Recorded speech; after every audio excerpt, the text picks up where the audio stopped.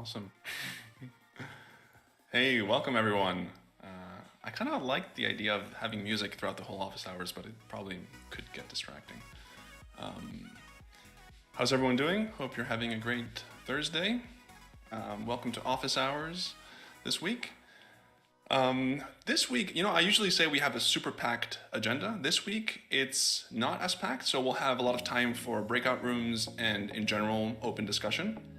We do have some topics on the agenda, but as usual, I will just kick things off with, the usual introductions and, as usual, if you have questions that you don't want to push to talk to ask openly, you can go to the Slido that we have. So bit.ly/OH April 20 APR 21, which is also going to be in the text chat. If you're watching this not on Discord and you want to join the conversation, then join us on Discord. That's where you can join the breakout rooms and ask the team either cadence questions, FCL or SDK questions, and yeah, in general, just chime in. So join us on Discord. Hello if you're watching from somewhere else, and please feel free to ask questions. And just because it's not on Slido, you can always unmute and push to talk and speak up. You're always welcome. All right, so let's introduce the team and jump right into it. So we have our dev avocados, Kim, Bruno, myself. We have our community managers, Carol and Trey. We have our cadence experts, Josh, Bastian, and Satyam. Our Flow client library and SDK engineers, Greg, Chase, Max, Gregor, and Yanez. Our DevX team, Srinjoy, Mac, Pete, Morton, and Alex. Morton appears to have the wrong image, though, in this FigJam. It needs to be updated with the Moonbird, ASAP. And we have solutions engineering with Albert and marketing with David. And there's this role here. So if you want to be, if you want to be called out in every office hour every week, you need to join our team. And there's a job opening. So if you're a technical writer or you enjoy writing documentation, please feel free to speak to us. And we'd love to have you. So yeah, we'll also share this FigJam board later if you want to zoom in on specific people or if you want to learn more about the senior technical writing role. And yeah, cool. So the agenda for today. We have two main things. The first one is to walk you through our new and improved KDItems walkthrough. So the team, especially the DevX team and Mac, have been hard at work in improving KDItems. KDItems is our sample app to kind of show you how to build an NFT marketplace. Not completely start to end, but at least getting you 80% of the way there. So it's not meant to be, a hello world tutorial. It's not meant to be a very simple beginner tutorial, but it is meant to show you a reference application that you can take example from, take inspiration from, and build your own NFT marketplace. And after that, we are going to have Gregor walking us through the upcoming breaking changes with secure and stable cadence and what that means for the SDKs. So I think we can jump right into it and start talking about KDItems.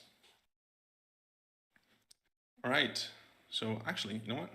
For the first time, well, it's not the first time actually, but I will share my screen so that I can talk over. And I also have Mac with me. Morning, everyone. Hey, Mac. So I'll be the one presenting, but the real brains of the operation here is Mac, okay? So he takes all the credit, and if I say anything wrong, obviously it's only my fault. But you'll notice in our documentation, first of all, can everyone see my screen? Yes? Yep. Awesome. Oh, yeah. Let me also zoom in a little. Not on Discord. Let me also zoom in a little. You'll notice in the documentation we have a new item here called KDItems. And Alex has done a wonderful job in creating a multi-step tutorial on getting started with KDItems. It used to be just the README in our GitHub repo. So here.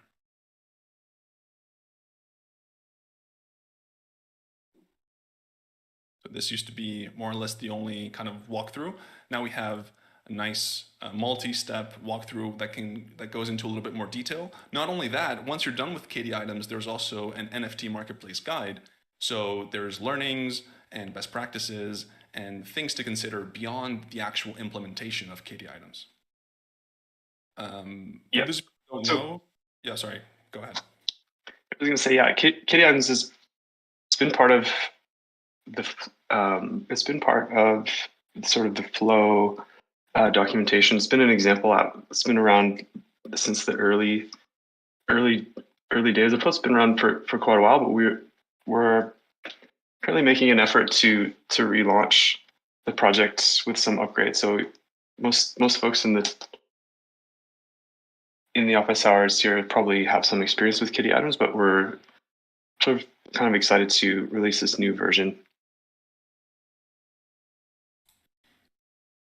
Yeah, and again, if I know that maybe most of you have tried KD items before, but if you haven't, it kind of shows you how to deploy and update smart contracts, mint and transfer NFTs.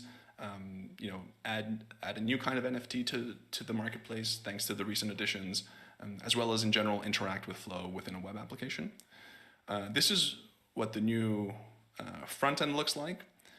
But what's really changed under the hood is the actual stack, and I have it actually here a little bit more zoomed in.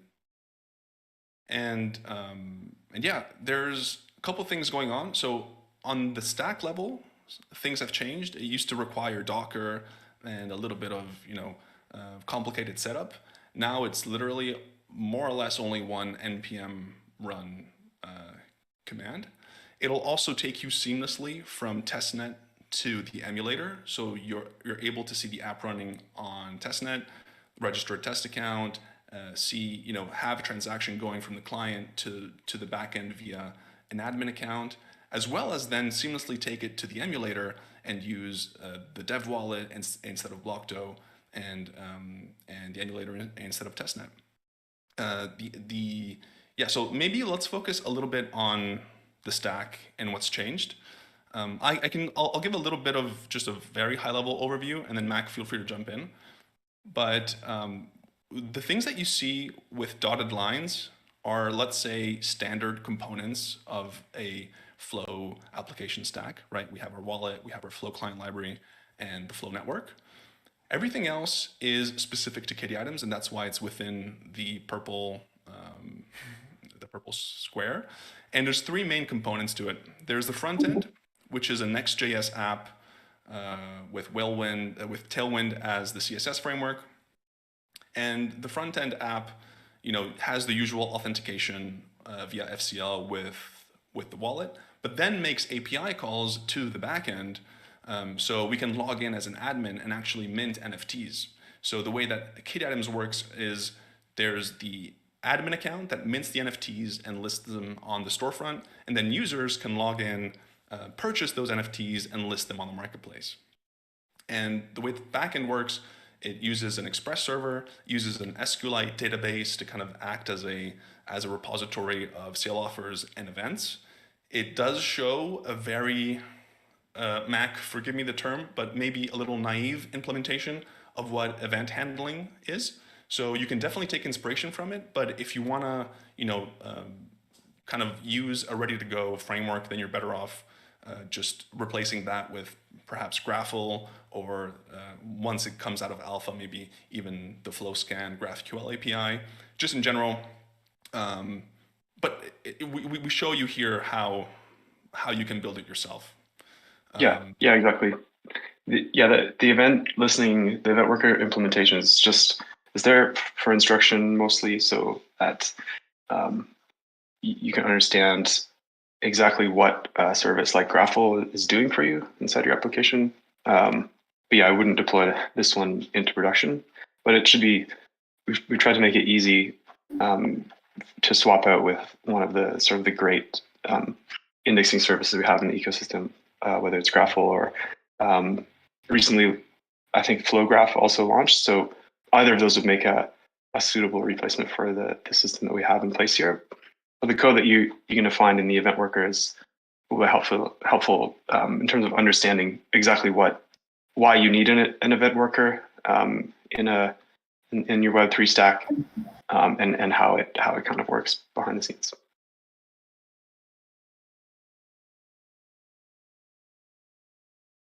Yeah, and the third component, as you're all aware, is the smart contracts. And these three groups is also what you find when you actually clone the repo.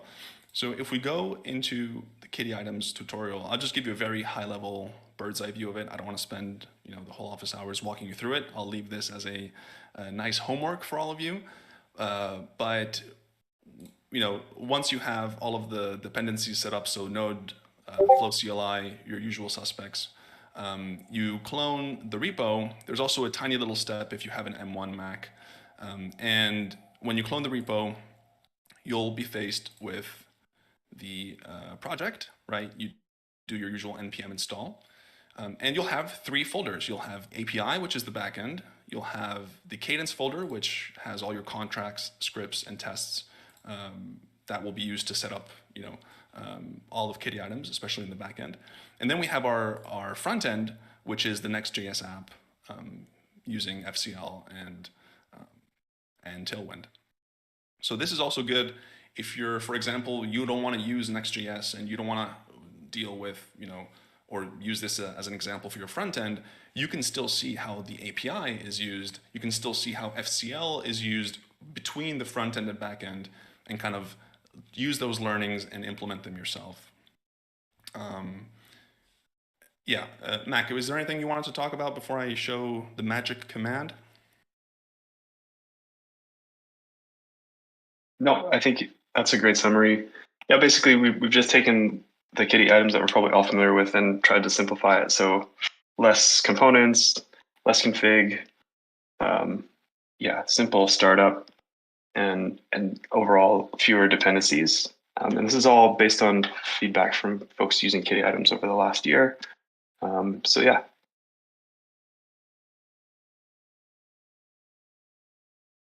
Yeah, and the magic command is this. So you may be wondering, okay, how do I get everything running? Well, you have two options. You can npm run dev testnet or npm run dev emulator. We'll try both, and you'll see how everything is put together. Now, in my case, I already created some testnet credentials. If you haven't created testnet credentials, what it will ask you, what it will output here is a direct link to the faucet that will pre-fill your public key for you, so that with one click you can create a testnet account and paste in the generated address on testnet, and it'll save it in all the environment variables and in the flow.json. But in my case, I already did this, so since I'm rerunning this command, I don't have to go through all of that again, and I can just say yes. And what it's going to do is it's going to start the API server. You can use PM2 to log both the API and... Andrea, we're still seeing your browser. Oh. We don't see your VS Code. Uh-oh. Let me see. Sorry.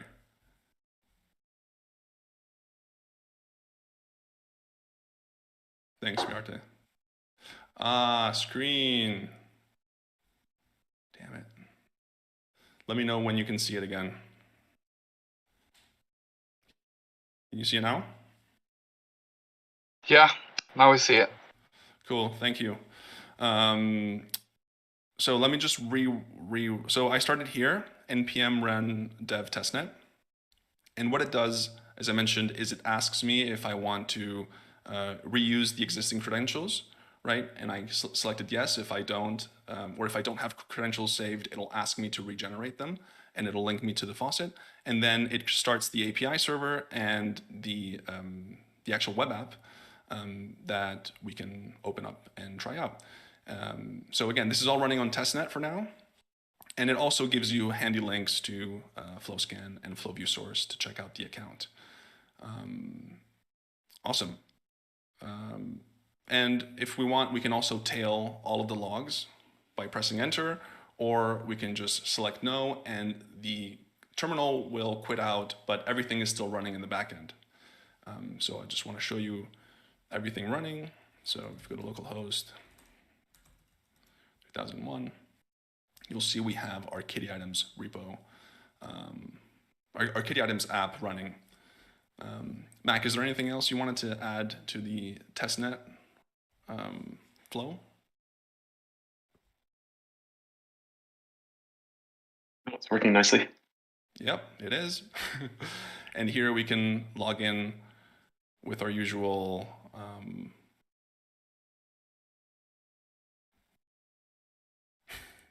the demo gods always have something to say about any live demos. Yeah, that's going to be Blockto, so it's it's going to be Blockto or Lilico if you're part of the beta or the alpha. Right. Yeah, and you can just log in, and if you want to mint an item, then you can just go to admin mint, and you will log in with Kitty Items, and here you can mint an item from the backend. So this all happens from the backend. All right, cool. So one thing we can say is actually the application code itself may not be ready for production, but the smart contract code is approaching a canonical implementation of a generalized NFT marketplace on Flow. So this is what Kitty Items is really meant to showcase, is how you can create a generalized NFT marketplace using contracts that have already been created for you by the Flow team. So there are 2 contracts in the project. On testnet, they're deployed, and Kitty Items, every instance of Kitty Items that gets launched on testnet will be interacting with the same. It's called the NFT storefront contract, which is stored in a canonical account on testnet.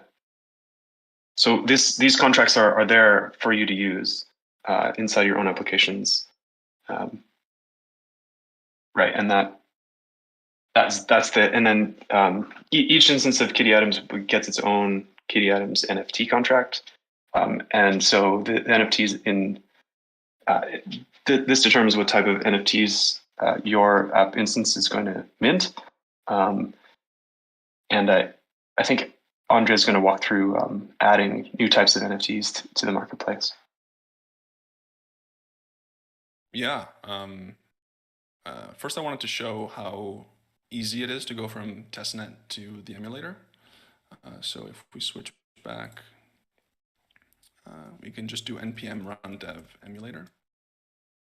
And what it's going to do, it's going to stop all of the testnet processes, start the FCL dev wallet, start the emulator, redeploy the contracts locally, initialize the admin account transactions, and restart with the same UX in a way, but just everything is now on the emulator. So if we switch back, let's open up a new tab just to be safe, because sometimes if you're still logged in with the old, here you'll see it looks more or less the same, but when we click log in, here we're now with the FCL dev wallet, so we can log in with the dev wallet funder account, and instead of Blockto, we have the local emulator flow. So it's pretty seamless, and you can switch back and forth, and the build script will take care of switching all of the environment variables for you. So you can kind of work on the emulator, and once you're done, you can redeploy to testnet. So, any questions so far, or Mac, anything you wanted to add on the emulator flow?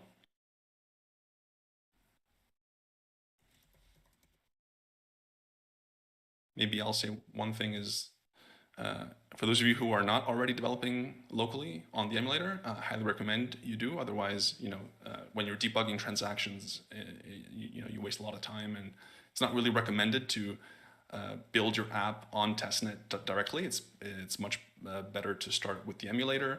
Once you have everything working, then you can deploy it to testnet, try it out, get people to use it, do some load testing, and then that's when you would evolve and go to mainnet. Just to prove the point, you'll see here, The transaction is already sealed, everything's super fast. It's a much different experience on the emulator than it is on testnet. And everything is local. So even if testnet is under maintenance, you can keep going. Yeah, so the cool thing about the new docs is it also shows you not just how to get it up and running, but it actually walks you through changing things, right? In my case, I already walked through this, so the app that you're seeing already has these changes, but it walks you through once you're in the emulator.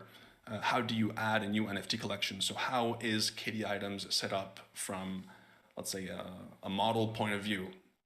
So here we have, we have to add shades. In this case, we're adding shades as a new NFT collection type. So we add it to our backend. In this file, we added to the front end constants, right, shades. And then, most importantly, we add it to the actual Cadence contract. So we update the contract with the new shades type, which is what someone would do if they wanted to add a new NFT based on, if they were using the same model as Kitty Items. Yeah, just update a bunch of other code. And then since the images in the Kitty Items contract are initialized in the init function, and I can show you here. Here you see when we actually deploy the contract, you'll see that we have fishbowl, fish hat, milkshake, tuk-tuk, and skateboard. Even if we update the contract, and this is something that probably some of you have kind of maybe not stumbled on, but may have realized, is when you make an update to a contract, the init function is not rerun.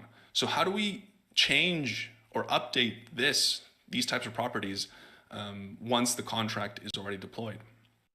And Kitty Items walks you through that as well. In this case, we're going to run a transaction, which calls a function from the minter that adds this property to the images property, and then shows you how to update the emulator.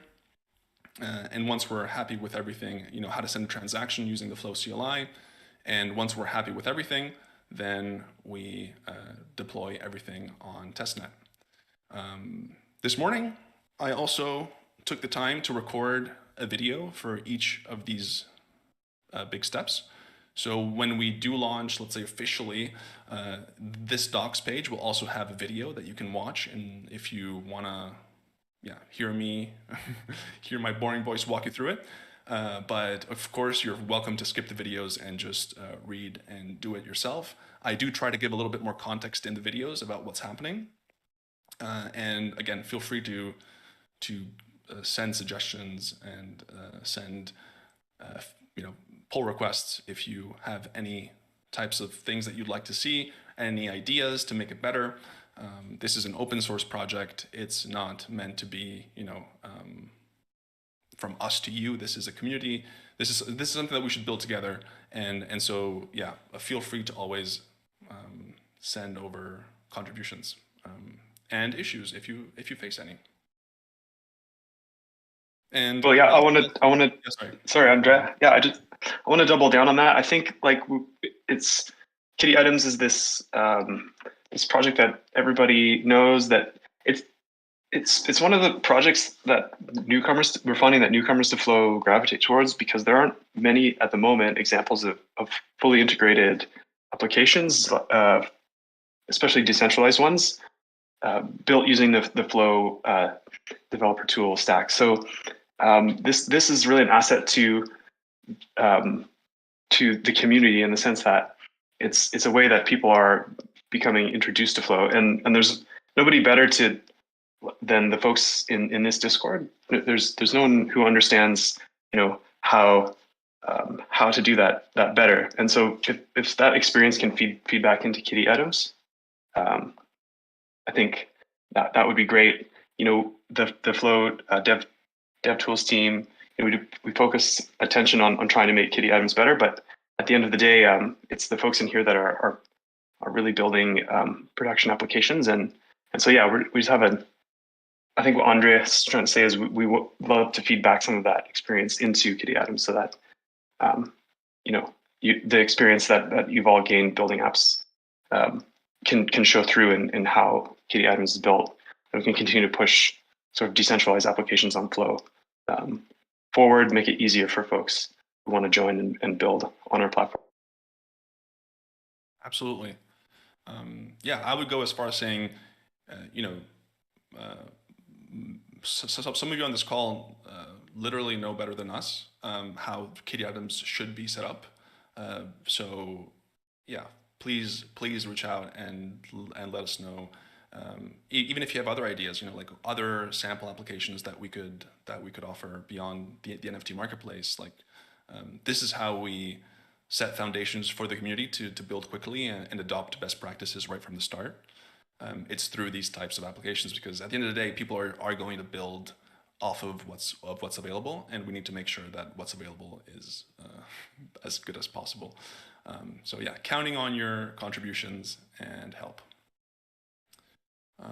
Cool. All right, then I will let you play around with it, take it for a spin. Last thing I'll say is, if you get through the whole Kitty Atoms tutorial, there is a special float that you will have to hunt for.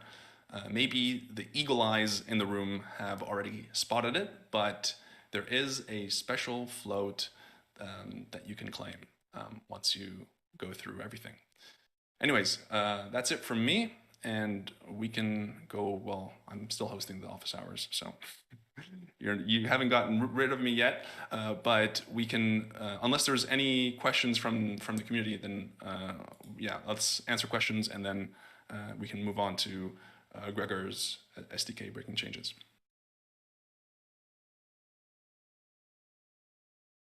Let me stop sharing my screen, and let's all watch Carol's screen. All right, will it be added to the official CryptoKitties website, or is it just an example? Yeah, so this is a reference application. It is inspired by CryptoKitties, but it is just an example, absolutely. So it'll only live in our documentation on GitHub, but it's not meant to be, a one-for-one equivalent of CryptoKitties or in any way connected to CryptoKitties. We just thought CryptoKitties was a good example and a fun theme to go with. What should I do after Kitty Atoms to learn more? Well, that's a great question. I recommend, and please, people feel free to jump in with other suggestions. But first of all, there is more than just building an NFT marketplace. There's all sorts of other applications. What I would do is probably start looking through production contracts. We have a new, forget the name of it, but if we go to Cadence here, we have Open Cadence. So there's some cool snippets of various use cases on how to use Cadence, right? So this is more if you want to just get a general overview of how specific pieces of Cadence are applied. So how to use an NFT with metadata, right? How to deal with an admin resource. This is also found in our docs, and it's put together by a team member called Tylen, and it's also open for open source contributions. We also have a repo here that outline some great contracts to kind of read through and learn more on.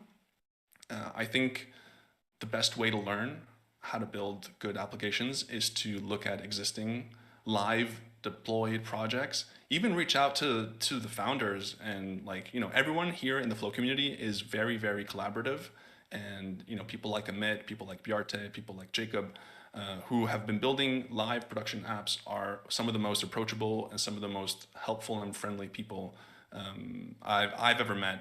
And I'm sorry I'm making names because it'll mean I won't be saying other names that I should be saying, but I'm just saying some random examples. So reach out, see how they do things, see how different apps do things. The great thing about the blockchain is that contracts are available for anyone to see. And a lot of these projects are also open source. So you can read through, for example, Floats is open source.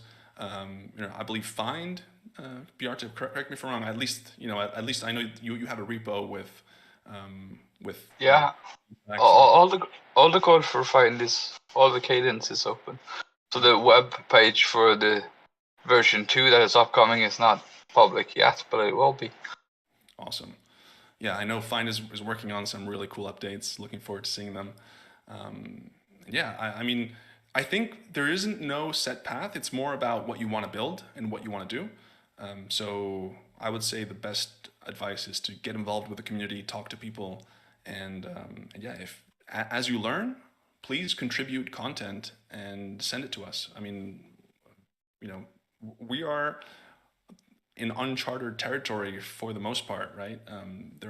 There's still a lot to be discovered about how to use Cadence for specific edge cases, about how to do specific things that there may not be a tutorial on, and maybe it will require a little bit of head scratching and a little bit of questions on Discord. Of course, you're always welcome to ask questions on Discord, but yeah, once you learn, it would be great to maybe have a blog post about what you learned. I know that Luca creates some great blog posts on it. Josh creates some great blog posts on Cadence as well. Yeah, like make a create some content that you can remember and help help your learning journey. The best way to learn something is to actually try to teach it, and it'll also be useful for other people. Anyways, sorry, Andrea. Yep. Sorry, if you don't mind. I also wanted to say that if you want to get a bit more inspired too, there's the next steps pages on the Kitty Items docs, the very last one.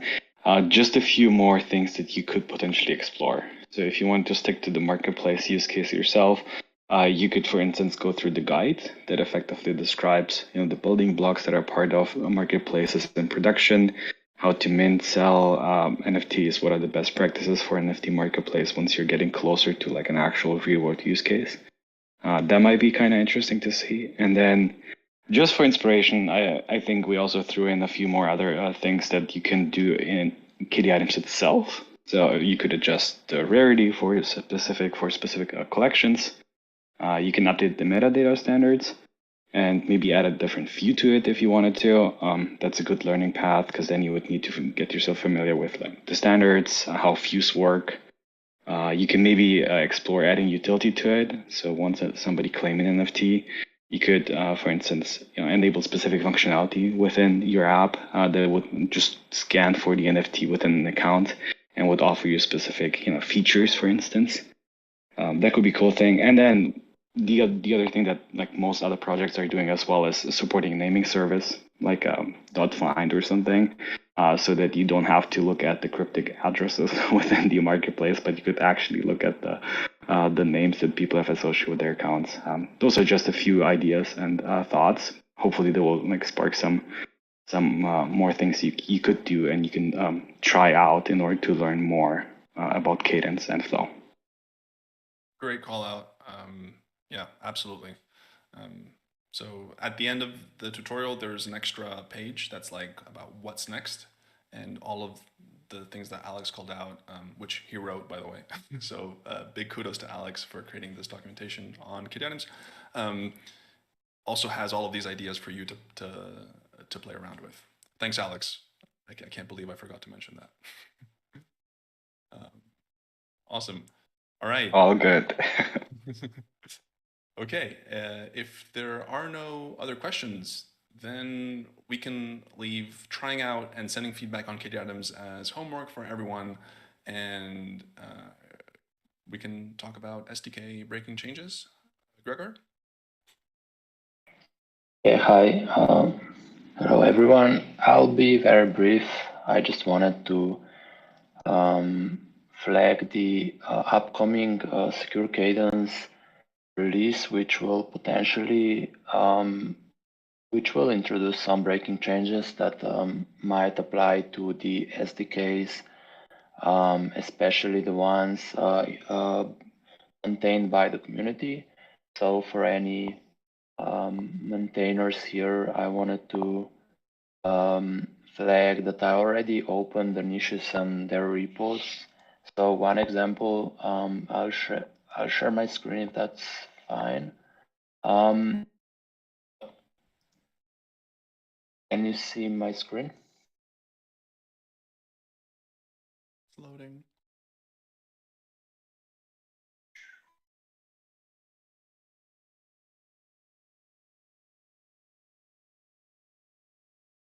Okay, so while we wait, the most important change will be to about the deprecation of the account keys API.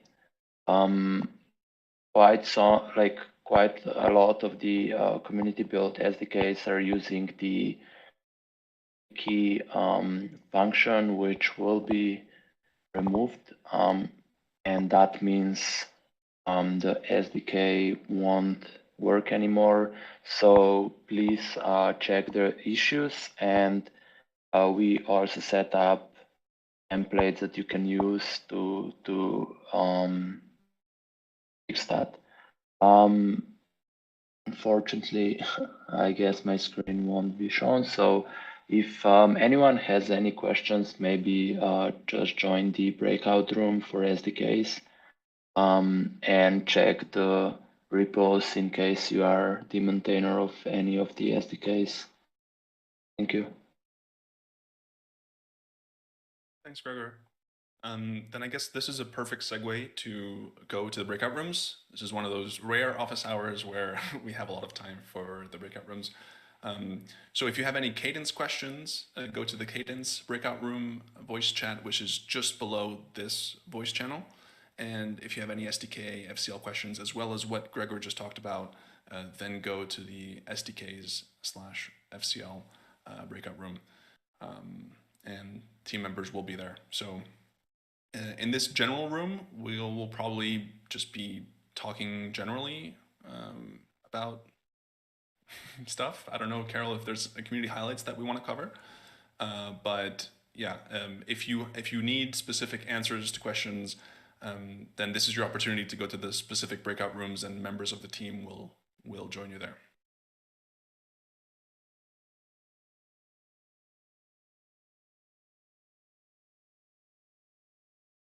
So it seems we have people in both rooms. Yeah, cool, awesome.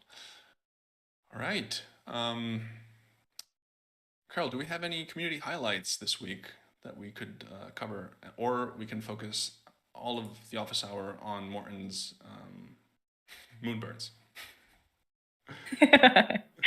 We could. Maybe he can talk about his Moonbirds while I pull up a bunch of community updates. Cool. I will switch my avatar. I'll also say that we have been making some changes to the Discord for a more friendly experience for everyone. So trying to post updates and announcements whenever we make any changes that might confuse anyone. Keep a lookout, more changes are. Awesome. Thanks, Trey. Yeah, our Discord is a continuous work in progress. Trey and Carol are doing a great job in kind of making that happen. One thing, maybe this is a question for those of you here who have, experience managing communities. We were thinking of, for all the developer chats, to enforce threading so that anytime anyone posts a question, a bot automatically threads the conversation. And in that thread also encourages to post the question on Stack Overflow, so that when we do answer it on Discord, there's also let's say a self-service version of that question for people to find down the line. It's more about making sure that all the great stuff that we talk about in our Discord gets found without having to join the Discord and ask it again, or search through our Discord conversations. And since we're getting more and more members, I think a threaded conversation may be keep discussions organized. Any thoughts there? I think that's something we talked about many times, and Legit has also offered to help us create that. Yeah, much debated as well internally. Thanks for putting me on the spot. No, but yeah, I think it's a really, really good idea, especially the sync to Stack Overflow side. Unfortunately, lately I've been quite busy with some stuff we're cooking, on some flow stuff we're cooking in my team, and so yeah, I didn't have time to really check what's been happening. But you've been trying some stuff out, right, Andrea? I've seen the bot fly by. Yeah. We have a prototype of a bot that, for example, when you react with the Stack Overflow emoji, it'll auto reply. But I think the missing step there is, like, I think we should also have it auto thread so that everything can be nicely contained, and it'll be easier to follow conversations. There's no 2 or 3 conversations going on in parallel that are, hard to follow. Yeah, and I've seen it work in other communities pretty well. So I'm gonna suggest we do this for ours as well. Unless someone has a very strong opinion against it. I think some people do. This is why we've had so many debates and it's taken this long. I think it's also, for those who don't know, I guess we can kind of hint at it, that we're trying to put together a program and bounties and things like that so the community can help us build things. Yeah, absolutely. I think the key with what you said about, like, maybe if we can, in the bot, if we can select the channels that this applies to, I think the developer channels are great candidates, but maybe not, of course, like, not the rest of the community. Like, you don't want the general chat to be threaded, I guess. But, like, absolutely. Yeah, it was more for, when there's 3 people posting a question and then someone responds to the one above and then someone responds to the one below, and you have to follow 3 different conversations in the same thread. That's why I think, as you said, in the developer chats, it would be good to split it up, and also when you come back and you check the past, with threads it's very easy to see where a conversation starts and ends, whereas when it's all in the main channel, then you never know when the next conversation starts and stuff. Exactly. Bruno, do you have a cadence question? Were you just testing?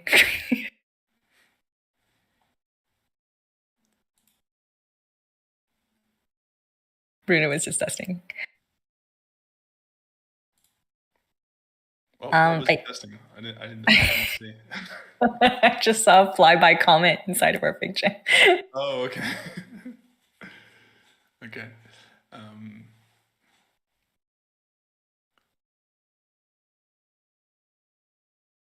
So, any community highlights to talk about? Yeah. So we've been updating our TLDRs. It's become quite a beast to produce every week, but I think it's our way of, like, showing to the community what's happening. I hope you guys have been really liking them. I think you have. They've been getting a lot of traction on social media, especially, but it's a good way for you to just, like, take a look at what's going on. You should always contact us. Me and Drew and Kim produce these every week, and it's for you guys so that you can show off to the rest of the community what you're doing. And we also post them on LinkedIn now. So hopefully people can see all the great things you're doing. But, like, a few great things yesterday, Cypress Hill on 420, obviously, did their drop. So definitely go check it out from Unblocked. Really, really cool. And also we hit some all-time highs this month. And the month's not even through yet, but we've had over 790,000 accounts created, and we still have several days left to the month, so hopefully we'll hit 1 million, maybe. So yeah, everyone, congrats. I have a community highlight that I think is also pretty awesome. Yeah. So Flowverse tweeted the other day that Floats has the second most claimed proof of attendance NFT across all chains, second only to the Bored Ape POAP. I know. It's pretty impressive. I'm very surprised at how well adopted floats have been in our community.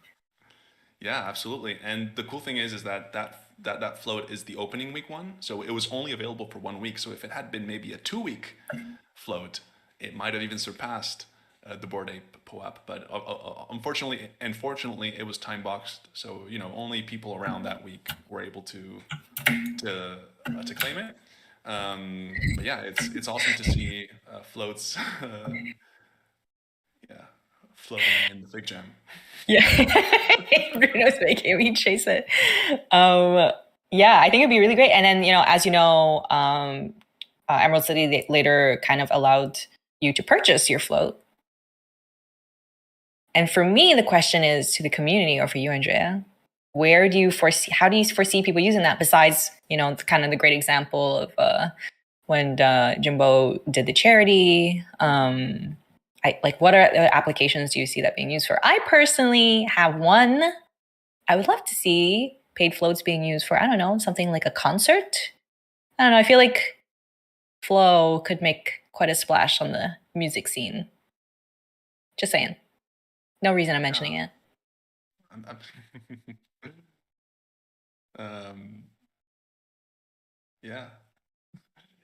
but to build on your point, I think the cool thing about floats is that they're general purpose, so people can use them for whatever they want, right? And now that you can have paid floats, like whether it be concert tickets or entrances to specific things, or maybe like a club membership, right? So one of the reasons Bored Apes got really popular is because it was more than just an NFT. It became a whole community, and access to that community was gated through purchasing and having a Bored Ape. But maybe some communities don't want to have their own NFT collection to be able to do that, right? Maybe it's more about focusing on the community side, and the entrance to it is a float, which, by the way, can also be transferred, can also be we don't have a marketplace for them yet, but they are shown. We're working with Blockdo, or they're working with Blockdo to show Blockdo. I know that Lilico is in their V4 Alpha, also has floats shown, which, for those of you who don't know, Lilico is a non-custodial wallet that's being developed by Outblock. They did a demo a couple weeks ago, and it was great. And I'm really looking forward to seeing it be released, because I think it has a really great UX. So for, I think I'm going to still keep using Blockdo, but I'm also going to be using Lilico for different reasons, right? Blockdo just has a great user experience without having to worry about kind of, like the whole custodial thing has its advantages for some use cases, especially for accounts that you want to use across devices and quickly. But for sure, Lilico is non-custodial, so I plan on using both. Speaking of which, so Andrea and I have this great series that we want to start. It's called Andrea Teaches Carol Things. It'll probably turn into a Twitch series. As you know, so Office Hours, for those who don't know, has been like kind of our testing ground for a lot of content. So they become jam-packed because we just want to see what you guys like, what you don't like. But Office Hours was always meant to be much more of a technical space and for you to come and ask your questions. But we've noticed that people really enjoy coming for demos and AMAs and things like that. And we want to make them even better for you and more interactive, and even better for obviously the people who we partner with and all the awesome projects who come on and show us. And we want to spend more time on those projects so that you guys can really deep dive. So probably in the future, they'll probably become their own standalone series, all the AMAs and demos and things like that. And then, I guess the question is whether you guys want them here or on Twitch. We would love to do them on Twitch, because that way we can show off all the people. We don't have such limitations with people joining. You can see our faces. I think that makes a huge difference. So you can see all the people building the great projects on Flow. And then one of them is going to be a series where Andrea teaches me things about blockchain, because for those who don't know, I actually don't come from this. I'm not actually crypto native, or I'm slowly becoming crypto native as a result of Andrea. You're quickly becoming crypto native as a result of a lot of things. But I think the course will, even if you know things, I think it'll be cool to have as a format for people to get answers that maybe they've been in the crypto space long enough that they're scared to ask, but we can still cover shamelessly. Like I will ask all. Yeah, I will ask all the stupid questions that everyone was too shy to ask. I'm not shy to ask them. And my first question is, and I think this is like the part to me that's like the hardest to understand so far, is all the DeFi on Flow. Mostly because it's only starting. All these like great projects, or rather like the foundation for DeFi on Flow that I've seen already established in other ecosystems. So my first question is, what's the difference between a custodial and non-custodial wallet? Great question. So custodial, so it all comes down to understanding what an account is in the crypto world. So an account is just a specific address in the blockchain, right? That is used to sign transactions, and you can only sign those transactions if you have the private key that is associated with that blockchain address, right? So the way that a blockchain address, and I'm gonna give you the full explanation, then we can like dumb it down further, okay? The way that a blockchain address is generated is with a private and public key pair, and the private key is never shared anywhere. The private key stays in your pocket or somewhere that no one can ever see, because that is the key that is used to prove that you own that account, that is used to sign transactions. So anyone who has that key effectively has access to that address, okay? And custodial means that whatever service is custodial takes care of your private key for you. So exchanges are a perfect example of a custodial service, because when you create an account on an exchange, you don't necessarily have your own little specific blockchain address, right?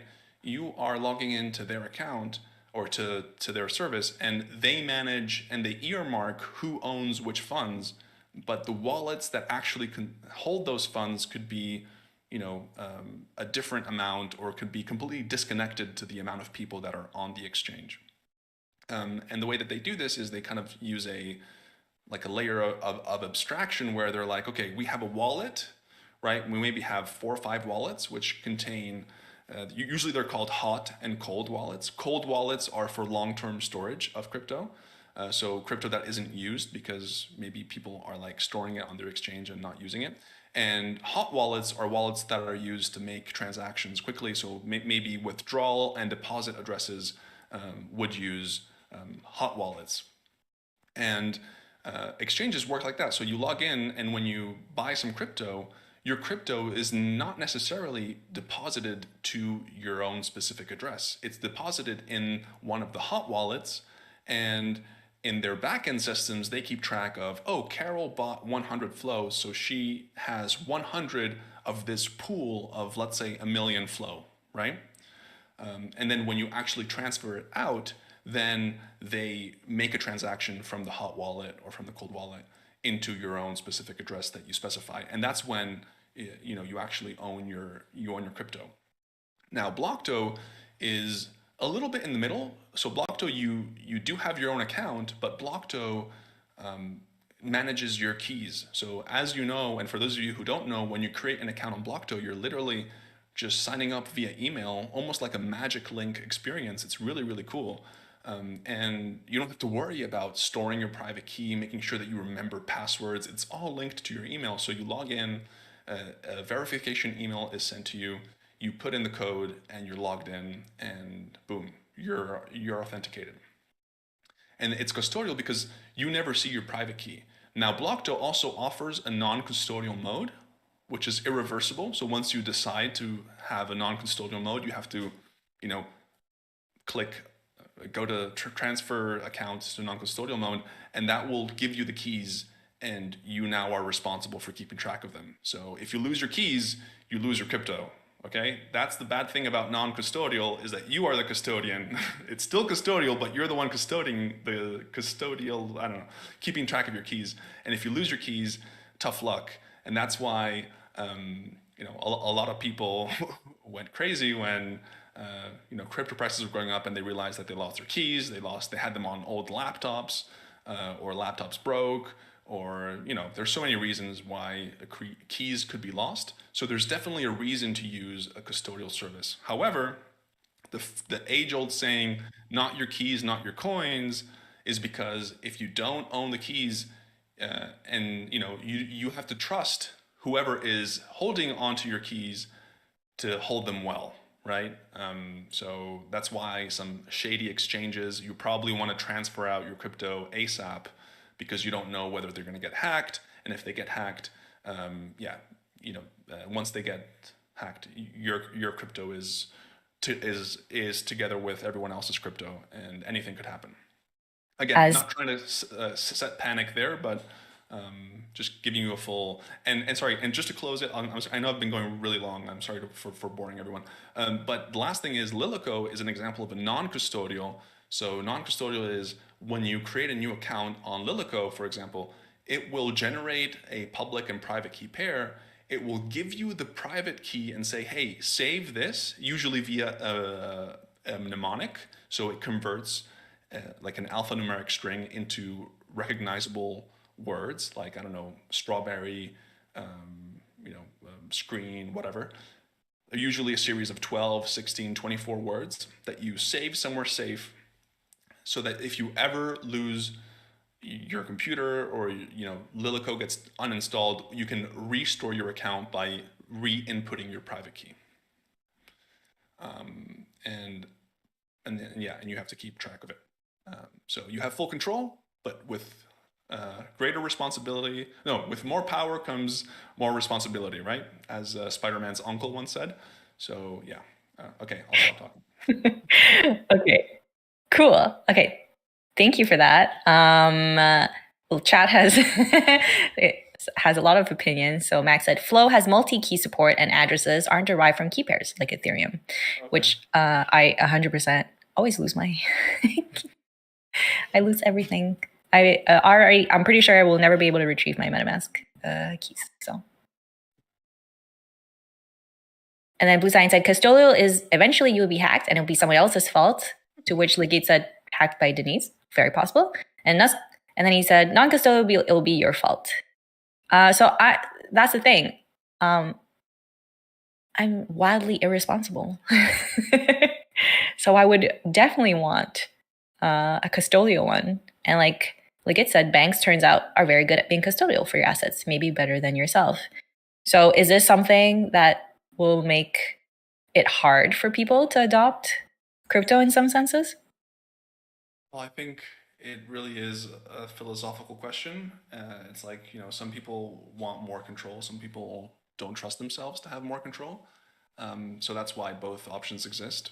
And I think in the future, as we have to remember that when crypto started, whoever was being the custodian was much less mature.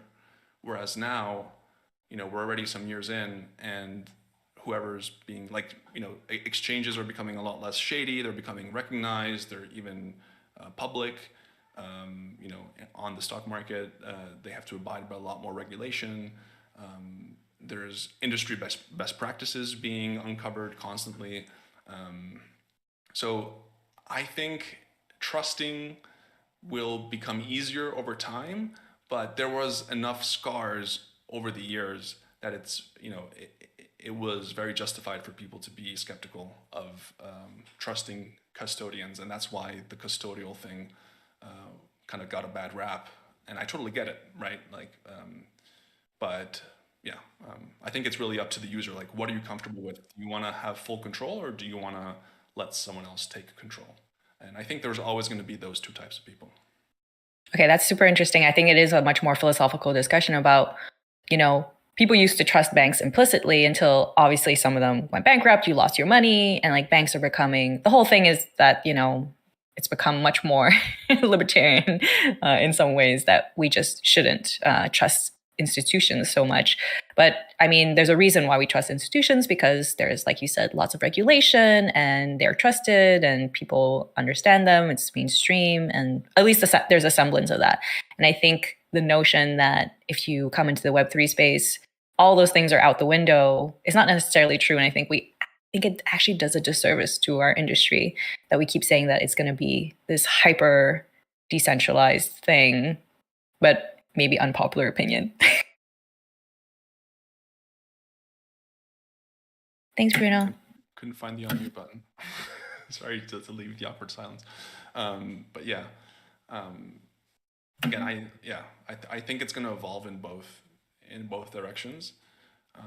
A bit like we also see this in the web space, right? Like people want to run their own servers and people don't want to think about servers, and we have both types, right? Some I don't think it's going to be clear cut, and again, I think the philosophical discussion will always be there, like it is today for servers as well. Mm-hmm. Blue Sign said Custodial is better for the average person. I agree. If blocks will get hacked, we hard fork. Which, can you explain what that means? Well, we literally just duplicate everything into like a new chain and pretend nothing ever happened. That's what a hard fork is. It's like just going a separate direction. But yeah, rollback,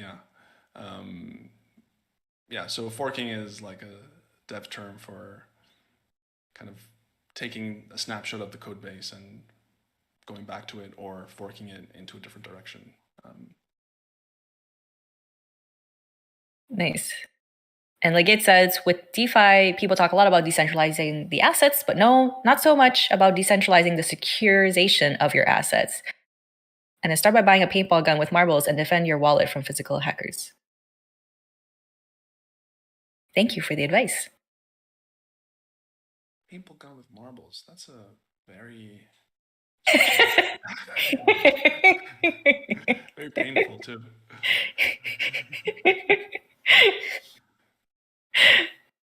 But also very friendly at the same time, you know. So very non-violent, but painful.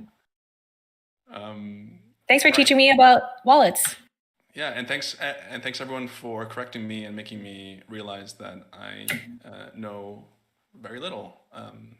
But I also am always learning, so thanks for keeping me honest, and I will never stop feeling like an idiot. Awesome. I think we're over time unless someone has any last questions. That's on screen. I can't see it. I don't have any questions. Cool. All right, then it's been a blast. Thanks everyone for joining in this week's office hours. We will, as Carol mentioned, slowly, divert some content into its own formats. So office hours may evolve in the future. Have a great rest of the week. Have a great weekend, and see you next week. Bye, everyone. See ya. Bye-bye. Thanks. Bye-bye. Cheers, guys. Bye. Party on, party people.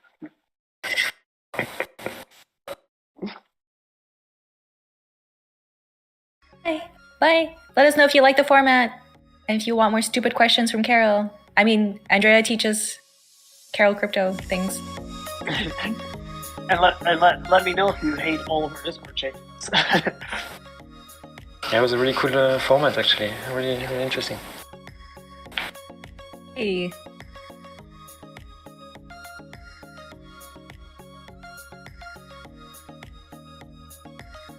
Bye. Bye-bye now.